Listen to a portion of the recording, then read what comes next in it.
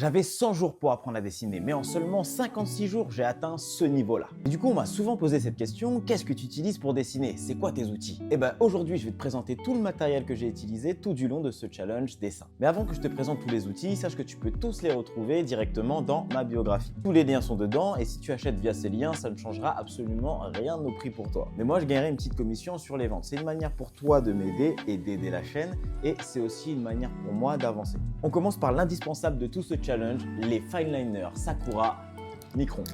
J'ai utilisé les 01, 02 et 03 tous les jours. C'est clairement eux qui ont fait 90% du taf. Pour te dire, j'en ai cramé 7 en l'espace de 2 mois. C'est la preuve que je les ai utilisés à fond et que c'est vraiment indispensable. J'avais aussi un 05, mais un seul m'a suffi parce que j'en avais besoin seulement dans certaines conditions, soit pour marquer un peu plus de détails ou juste faire un peu de contour. Ensuite, j'avais le Pigma graphique de 1 mm, toujours de chez Sakura. Celui-là, je l'utilisais juste pour faire des traits un peu plus épais. C'est pas vraiment un indispensable, mais c'est pratique d'en avoir un quand même. Un autre outil que j'ai beaucoup utilisé, c'est le Pro Marker Gris Froid 1 de chez Winsor et Newton. Je m'en servais beaucoup comme première base pour faire mes traits de construction avant de passer au dessin final au fineliner. Ça me permettait de garder une structure propre sans que ça vienne gâcher le dessin final. Pour les détails et les touches finales, j'avais toujours sur moi un stylo gel blanc Gelly Roll 08, toujours de chez la même marque, Sakura. Je crois que tu l'auras compris, j'aime beaucoup cette marque. Parfait pour ajouter des points de lumière ou corriger des très petites erreurs. Ça peut paraître gadget, mais ça fait vraiment la différence sur un dessin terminé. Et enfin, le sketchbook, qui a été mon outil principal tout au long du challenge,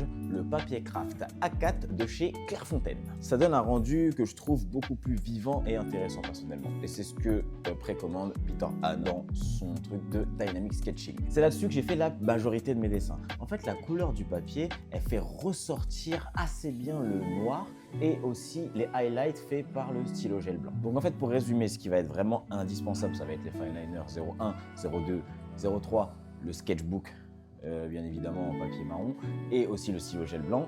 Tout le reste, ça vient compléter un peu le setup. Donc si tu veux te lancer avec le même matériel que moi, tous les liens sont dans la bio. C'est exactement ce que j'ai utilisé tout au long du challenge et je pense que ça peut t'aider à progresser toi aussi. Souviens-toi d'un truc, le plus important, c'est pas le matériel, le plus important, c'est de pratiquer.